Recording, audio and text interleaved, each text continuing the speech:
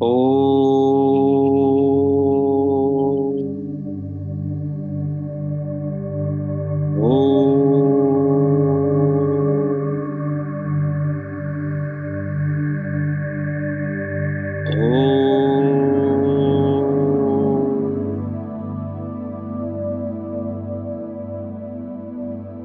Sai Ishwaraya Vidmahi Satyadevaaya Dhimahi Tanna Sarva Prachodayat.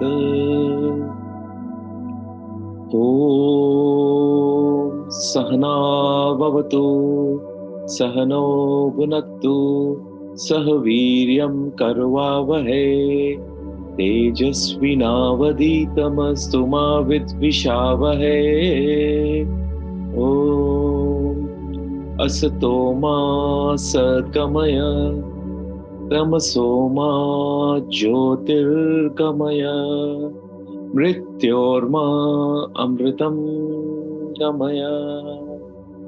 Om Sarve Bhavantu Sukhinaha Sarve Santu Niramayaha Sarve Bhadrani Pashyantu Ma Kaschid Dukh Bhag Bhave.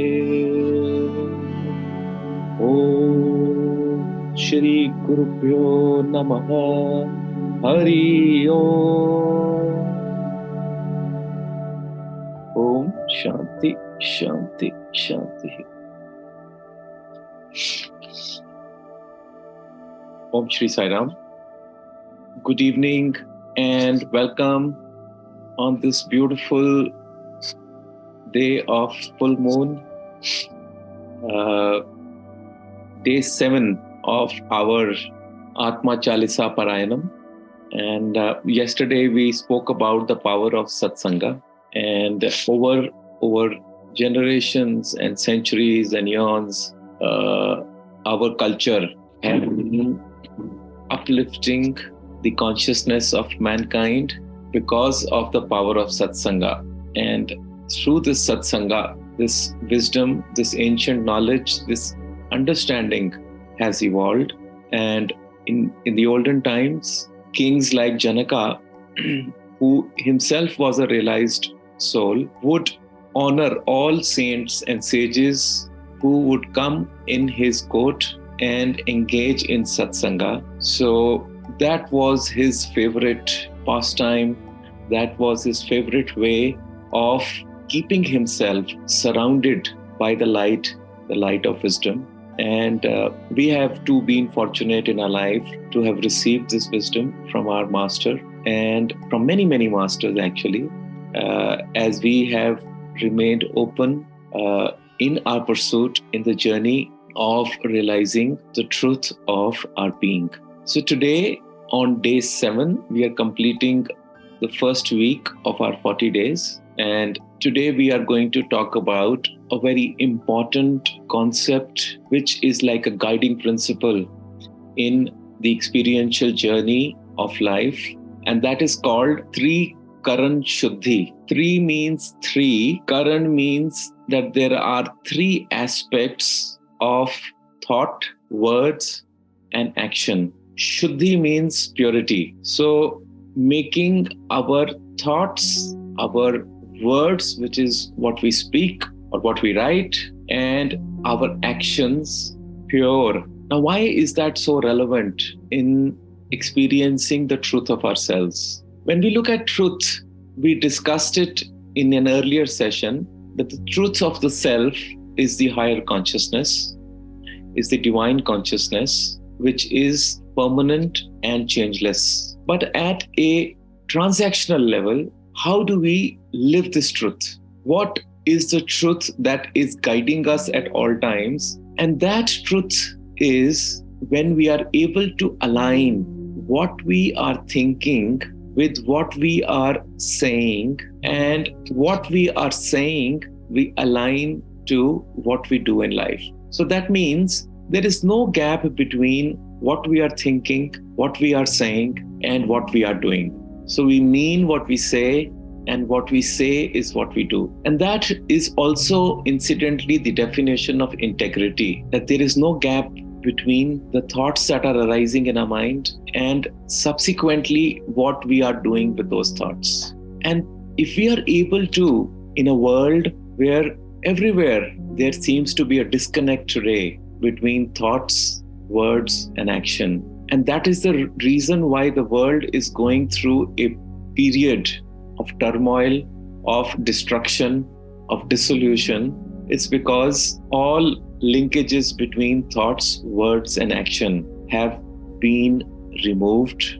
There is a huge gap between what the world is thinking, what the world is saying, and what the world is doing. And that, by definition, when there is a gap between the three, it's called falsity. So the opposite of truth is false. So we are living in a false world, a world where everything is being presented in such a way so that we can influence others without ever meaning what we are saying. And there is a huge moral bankruptcy of character. And we are, all of us, in search of experiencing that truth. So when we talk of the master's message, or we talk about the goal of life, then what is the best way of putting it into practice? Once we've done the 3 stages of experiential learning of Shravana, Manana, and Nididhyasana, that is listening, contemplating, and inquiring about it, removing our doubts, then the last stage is of Nididhyasana, where we practice it and implement it in our life so that it becomes a way of our being.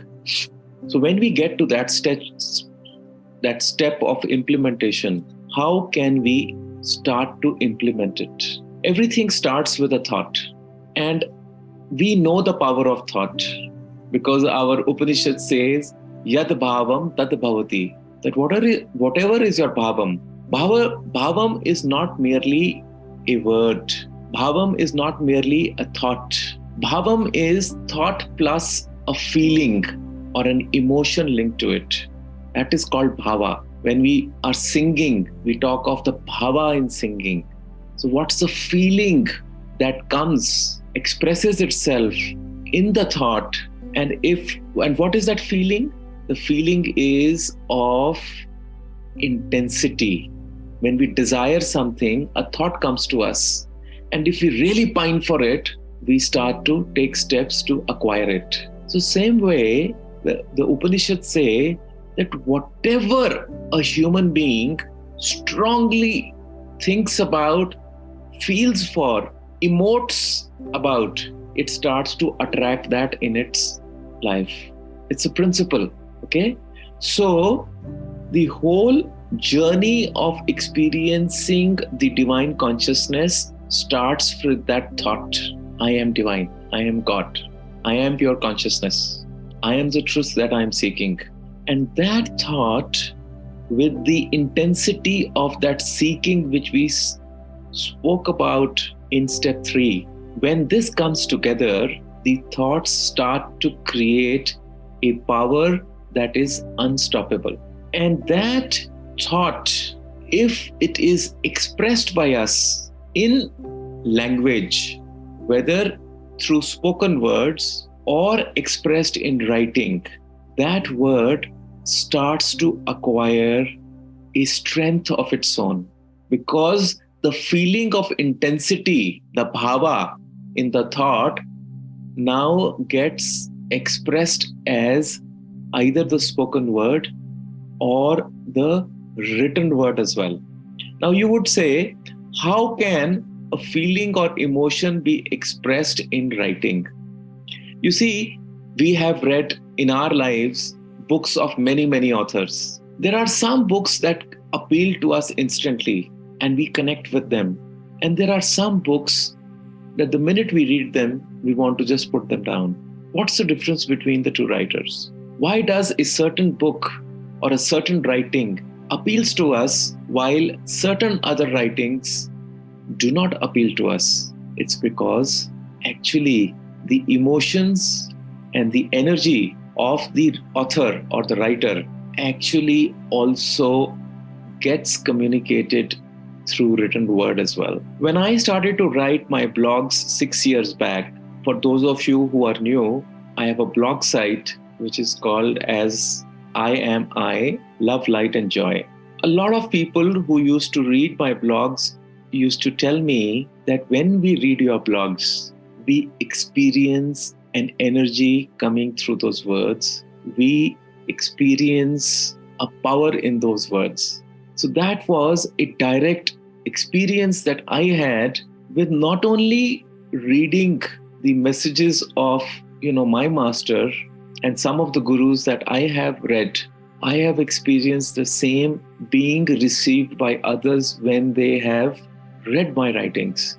So therefore, that bhava, which comes through the intensity of the thought, also manifests itself through words, through language.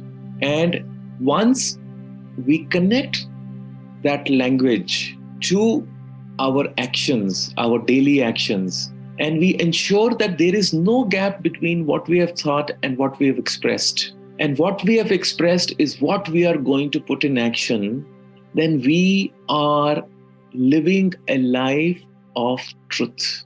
We are living a life of honesty, of doing what we truly believe in. And what we truly believe in is what we start manifesting in our life. Because unlike politicians, we don't think something, we don't say something else, and we do a completely different third thing. For us, there is an integrity. And this is what builds our habits. This is what builds our character. Because ultimately, it all starts with the thought. The power of that one little tiny thought, if invested with the energy of emotion, of feeling, of intensity, suddenly becomes and manifests itself as powerful words, which have the ability to change, which have the ability to influence others, which have the ability to inspire others, which has the ability to touch the chords which are deep within each one of us. And that ability to touch will come only when there is an integrity between the thoughts and words. When it comes from, as I have repeated many times in the past, from the source of that consciousness. And you are not doing any addition or dilution to the original thought and the energy that is coming in. You and me and we all are carriers of that energy. As long as we are pure vessels, which means there is no adulteration in our mind where we start contaminating the thoughts.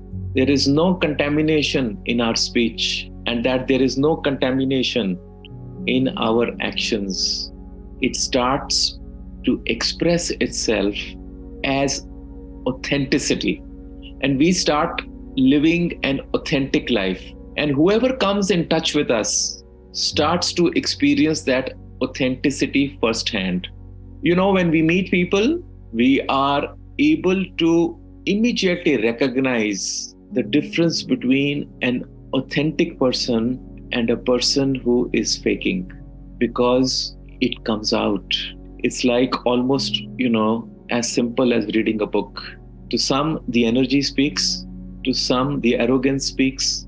To some, the humility speaks. To some, the very power of the words and the effect that those words have on our heart and on our mind, right? And that, to me, is so important in this journey of self-realization, in this journey of experiencing the truth of our being and of practicing this truth. I remember in Hanuman Chalisa, Tulsidas ji talks about this, where he says, Man kram vachan dhyan jo lai. That it is Hanuman. Hanuman's quality is that he is able to align his thoughts and his words and his action, right? Because that is living a life of truth. It's living a life of purity. It's living a life of integrity. So we know that the whole cycle of habits of character starts from the mere thought. So thought is not so powerless. And if we bring in the right thought, so what is the right thought that we are now introducing as we go into the practice phase of our journey of experiencing self-realization in 40 days?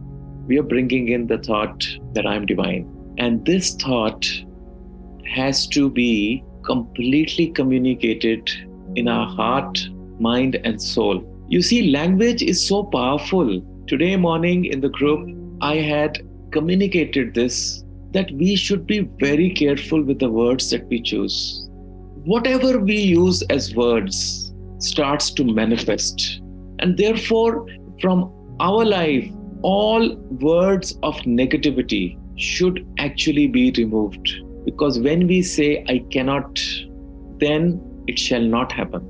If I say, I can, I will, I must, replace all negative words with positive words. And once we become careful about it, once we are alert about it, and it becomes a part of our awareness, then suddenly we understand the power of creation lies within each one of us. It is at that point where we start the thinking process. If we can be alert and check ourselves, that the thought that we are bringing, is it in line with my truth, my divinity? Is this thought pure? Is this thought positive? Is this thought in alignment with my larger truth? If it is, you will see how quickly the experiences start coming to you of your truth. Because now what you're doing is you're programming every cell in your body, right from your nervous system, because that is where the mind starts to, create the thought. So in that time of programming of the thought, you're adding the emotion of it, the integrity of that thought, and you are synchronizing it into your thought. It comes down up to your tongue, and then through your, what are our organs of action? Our hands, our limbs, the whole thought starts to travel through every cell of our body, and the command is uniform. There is an alignment, there is no disconnection, and we start becoming aligned to what the thought is. So the power of creation lies in the thought, because this is how the universe was also created. The universal consciousness wanted to create a world which it could enjoy, and therefore from that thought creation was made. That's how all of nature came in, and that is how various beings came in, because it came from a thought in the attributeless consciousness. So it all starts at the point of thought. And so if we can check the thought, and if we can ensure that no matter what our thought is at this point of time, if we can start practicing first the alignment of our thought, words, and action, and then we start to work on the purity of those thoughts, right? And how will this purity of thoughts come? Through satsanga, through constant reminder. And like somebody said, keeping away from all negative influences and all negative information that comes to us through social media, and from all negativity that surrounds us. And that is why we said yesterday that we start going through an intense phase of detaching from the world, because the world is so much full of negativity that we start to shy away from it. We start to go into our own cocoon.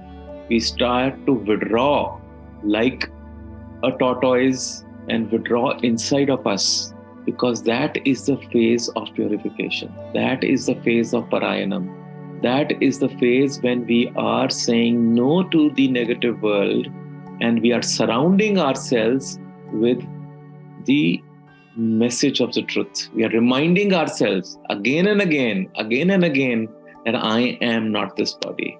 I am that divine consciousness. And when we marinate in this thought, the thoughts start to alter. The command the thoughts start to give to us is very different. So we have to start correcting the feeder which is feeding these thoughts inside of us. We have to start creating a positive flow of thoughts to our mind. And that's where this course correction starts to happen for us. And we start moving towards experiencing ourselves. So if we can today and for the rest of the day tomorrow, consciously start focusing on aligning our thoughts to our words and our words to our actions. And we start to focus on improving the quality of our thoughts. It will start to give you an experience. And as we have been noting down all our experiences in our journal, you will start to see that there is a shift that is beginning to come. More about this, we will talk in tomorrow's session. So I thank you all for being here. And I look forward to now sharing from you either of your experiences or any questions that you might have regarding either today's session or of any of the previous sessions. Thank you so much. Love you all. Jai Sai Ram. Om